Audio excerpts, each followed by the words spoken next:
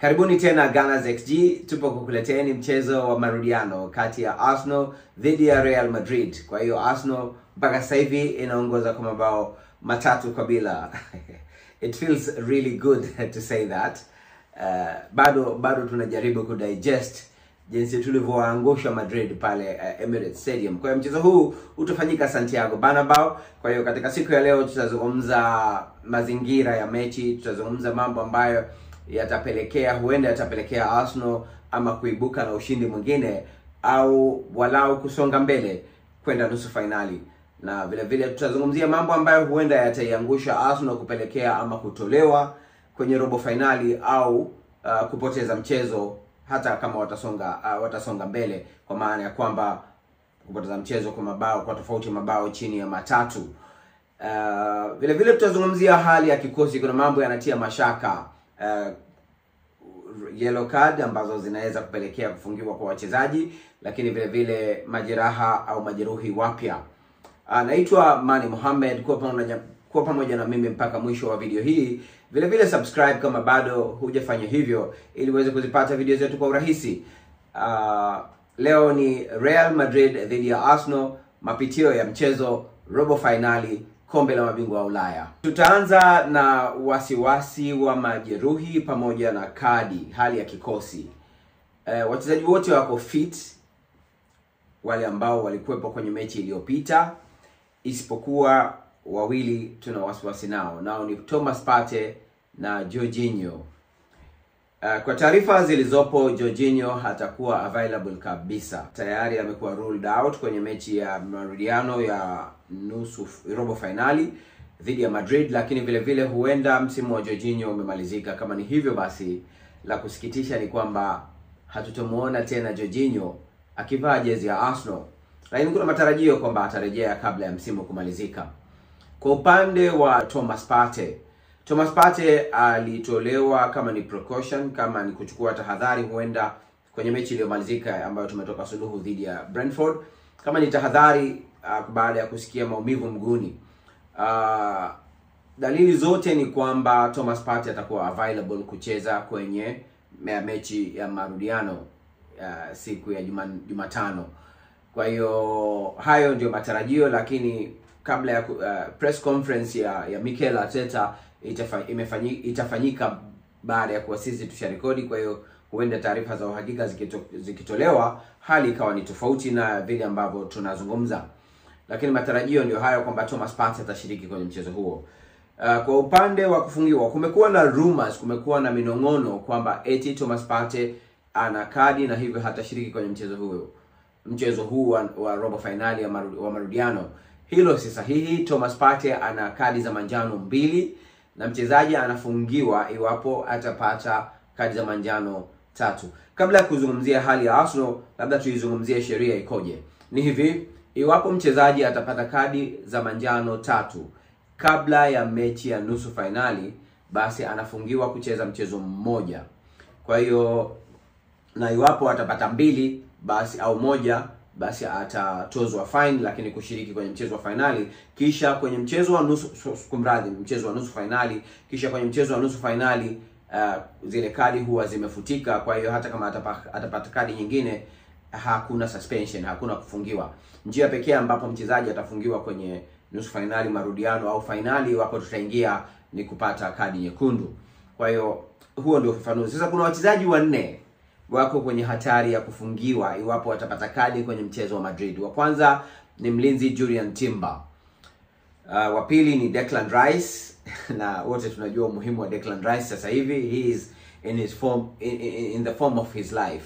Vile vile kuna Thomas Partey, naye ana kadi za manjano 2, na mchezaji wa 4 kati ya hao ni Gabriel Martinelli, naye ana kadi za manjano 2. Wasiwasi wangu mkubwa ni kwamba Partey na Timber pamoja na Declan Rice wasipate kadi kwenye mchezo wa leo. Martinelli ana umuhimu, lakini tunaweza tukamsubiri kwenye mchezo wa marudiano iwapo tutakwenda nusu finali. Kwa hiyo ndio hali ya kikosi kwenye swala zima la uwepo wa wachezaji vile vile na majeruhi. Sasa tuingie kwenye mazingira ambayo nini Arsenal inatakiwa kufanya katika mchezo huu ili kuweza kusonga mbele, minimum kusonga mbele, lakini hata kuifunga Real Madrid tena. Arsenal inahitaji kuwa makini sana dakika 20 za mwanzo na dakika 20 za mwisho. Kwa nini? Kwa sababu tunaamini kwamba Real Madrid inaingia kwa attack. Tofauti na mchezo wa kwanza ambapo Real Madrid waliingia wao wakiwa makini zaidi wasiconcede goli, na hivyo walicheza wakislow down mchezo, wakirudi nyuma sana, wamefanya mpaka kuzuia kwenye flanks kwa kutumia midfield na mabeki na mambo kama hayo, ambayo yalikuwa yanaashiria kwamba Real Madrid ilikuwa inajaribu kuwa makini kutofungwa kuliko kushinda mchezo ule. Sasa mechi hii Real Madrid watakuwa tofauti sana. Wako nyuma kwa mabao matatu, kwa hiyo hawana budi kuingia uwanjani kwa ajili ya kuattack. Naweza kusema Real Madrid itaanza kuattack tangu timu zikiwa kwenye tunnel kabla hata kuingia uwanjani. Yaani itakuwa ni mechi ambayo Real Madrid wataianza kwa nguvu kubwa sana. Na kama tunavyojua kwamba Real Madrid ina very good quality players up front. Washambuliaji wake wanne, Rodrigo, Vini Jr, Jude Bellingham pamoja na Kylian Mbappe ni world class player. Walau watatu kati ya wanne hao, kama hautamkubali Rodrigo kuwa ni world class. Kwa hiyo ni forward matata sana. Kwa hiyo Arsenal watahitaji kuwa katika ubora wao katika dakika 20 za mwanzo ili kuvunja ile nguvu ya povu la soda la kuanzia, kwani iwapo tutaconcede ndani ya dakika 20 za mwanzo, basi mechi itakuwa ngumu mno kuweza kuizuia Real Madrid labda dakika 70 zilizosalia kutofunga mabao mawili, kwani kama tunavyojua wanapokuwa Santiago Bernabeu, Madrid wanakuwa ni timu moja matata sana. Kwa hiyo Arsenal itahitaji kwa hivyo, lakini si tu hivyo, Real Madrid huwa wanamaliza mchezo kwa nguvu kubwa dakika 20 za mwisho. Kwa hiyo pia katika muda huo Arsenal itahitaji kuwa makini na kuwa na utulivu na kuweza kuizuia Real Madrid. Lakini kwa upande wao Arsenal, nadhani haitakuwa sahihi kama watasema wanakwenda Santiago Bernabeu kuzuia. Kwa sababu kama watazuia, maana yake wata drop deep, watacheza low block, na hivyo watakaribisha mashambulizi zaidi. Na iwapo watafanya hivyo, huenda ikawa hatari kubwa kwa Arsenal, kwani Madrid ina wachezaji ambao wana uwezo mkubwa sana wa kutumia few chances kufunga magoli. Kwa hiyo Arsenal itatakiwa kucheza mchezo wake wa kawaida. Iwapo watakuwa pushed kurudi nyuma, itakuwa hawana budi kufanya hivyo, lakini game plan isiwe kwamba tunakwenda kulinda magoli yetu matatu, bali tunakwenda kuattack. Lakini itakapobidi kulinda, bado Arsenal ina uwezo mzuri sana katika counter attack. Kama tunavyojua, kuna wachezaji sasa hivi wana pace na wana uwezo wa kutoka vizuri. Mfano mzuri kwenye mechi ya Brentford ambapo David Raya alimrushia mpira Declan Rice. Declan Rice kama kawaida yake akafanya power run na kujikuta wako watatu dhidi ya wawili. Martinelli upande wa kushoto, Thomas Partey ambaye kwenye mechi ile alicheza mlinzi beki wa kulia alikuwa upande wa kulia, na hivyo akafanya power run na walipokaribia box akamtolea pasi Thomas Partey akaupiga mpira kwenye besera ya juu. Kwa hiyo tunao uwezo wa kufanya counter attack iwapo tutakuwa pinned kwenye box letu. Ni hivi, kwenye mechi, kwa mfano mechi ya Manchester City tuliyotoka suluhu ya mabao mawili kwa mawili, ile mechi ya mwanzo kabisa ambapo tulipigwa red card, Arsenal wali drop deep na waliweza kuizuia Manchester City. Japokuwa kuna tofauti kidogo ya quality kwa sasa hivi au aina ya mchezo kati ya Madrid na Manchester City, lakini tuliweza kuizuia na Manchester City kaishia kupata bao moja tu ndani ya dakika zaidi ya 45 za kipindi cha pili na mwishoni mwa kipindi cha kwanza. Kwa hiyo upo uwezekano wa kuizuia hata kama tutaamua kurudi nyuma, kama tunavyosema kila siku. Hata kwenye mechi iliyopita, kabla ya mchezo uliopita, mechi hii ni best defense dhidi ya best attack. Yani best defense ni Arsenal na best attack katika kwa quality ya wachezaji. Best attack in terms of scoring goals sasa hivi ni Barcelona katika Europe, lakini in terms of quality of players basi ni Real Madrid. Kwa hiyo uwezo wa kuizuia Real Madrid upo, japokuwa vitu vitatu ndio vinaipa nguvu Real Madrid. Cha kwanza ni quality ya wachezaji wao, cha pili ni jina kubwa au historia yao, tuseme kwamba Real Madrid wanapokuwa nyumbani huwa wanafanya vizuri. Hiyo ni kawaida yao. Kwa hiyo hilo linawapa advantage na kuwapa kujiamini zaidi kwamba tunao uwezo wa kufanya lolote. Lakini cha tatu kikubwa ni atmosphere, na tulisema tutazungumzia mazingira ya mchezo. Santiago Bernabeu itafungwa, roof itafungwa. Kwa maana hiyo uwanja utakuwa na kelele mno, yani kutakuwa kuna ile sound haitoki ndani. Kwa hiyo washabiki watakapokuwa wanaimba, wanashangilia, itakuwa hali ambayo Arsenal hatukuzoea sana, kwa sababu Emirates Stadium haina roof, kwa hiyo haufungwi. Kwa hiyo itakuwa ni mazingira tofauti kidogo kwa wachezaji wetu. Kwa wachezaji wao ni mazingira ambayo yanahitaji. Kwa hiyo mchezaji wao wa 12 atakuwa katika ubora wake, labda niseme hivyo, kwamba washabiki wataipa nguvu sana tena sana Real Madrid. Lakini Arsenal itaondoka na wachezaji na washabiki wake wasiopungua 5,000 6,000 hivi watakuwepo.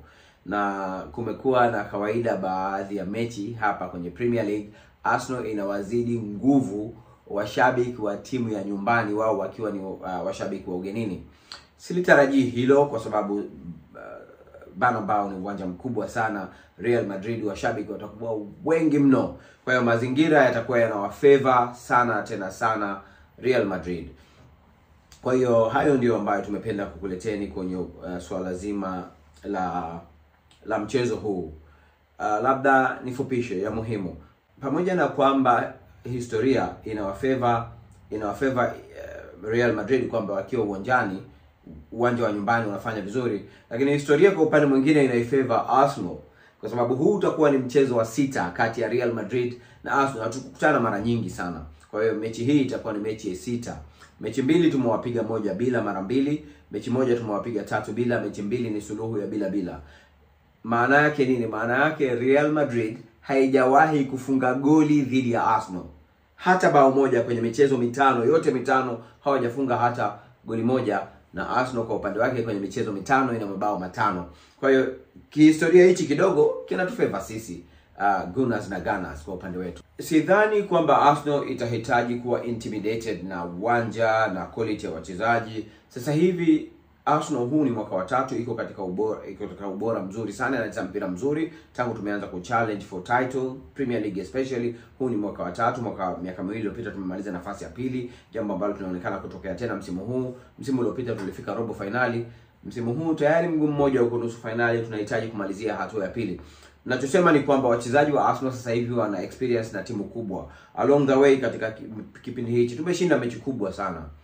Nyingi. Tuliwafunga Porto, tunakumbuka tukawatoa mchezo wa round of 16 msimu uliopita. Msimu huu tumeshinda mechi kubwa kadhaa. Mathalan tumewapiga PSG 2-0 Emirates pale kwenye msimu huu. Tulifunga Sporting Lisbon au Sporting CP mabao 5-1 katika uwanja wa kwao, yani ugenini. Tumeifunga Real Madrid 3-0. Kwa hiyo tumeshinda mechi kadhaa. Mchezo pekee mkubwa tuliopoteza ni mmoja tu wa bao 1-0 dhidi ya Inter Milan, ambapo Inter Milan walipata goli la penalty wakaamua kudefend, na kama tunavyojua kwamba it was all Arsenal kwenye mechi ile. Arsenal ilishambulia sana. Nakumbuka tulipata kona 14, cross karibu 20 na kitu, lakini hatukufanikiwa kufunga. Kwa hiyo pamoja na kwamba hatukushinda mchezo huo, lakini tuliwazidi Inter Milan wakiwa uwanja wa nyumbani San Siro. Kwa hiyo Arsenal inao uwezo na inao experience sasa hivi ya kucheza mechi kubwa. It doesn't get bigger than Real Madrid to be honest, lakini tumecheza nao Real Madrid tayari. Kwa hiyo naamini Arsenal haitakuwa intimidated, na kwa maana hiyo tuna nafasi nzuri ya kusonga mbele, japokuwa chochote kinaweza kutokea. Huu ni mchezo wa soka. Kwa hiyo tafadhali sana weka utabiri wako. Unadhani Arsenal itashinda au itafungwa? Jambo la kwanza. La pili, unadhani je, Arsenal itasonga mbele au itatolewa kwenye robo finali hii? Naitwa Amani Mohamed, na kushukuruni sana tena sana kwa kuifuatilia channel. Tukutane tena siku nyingine.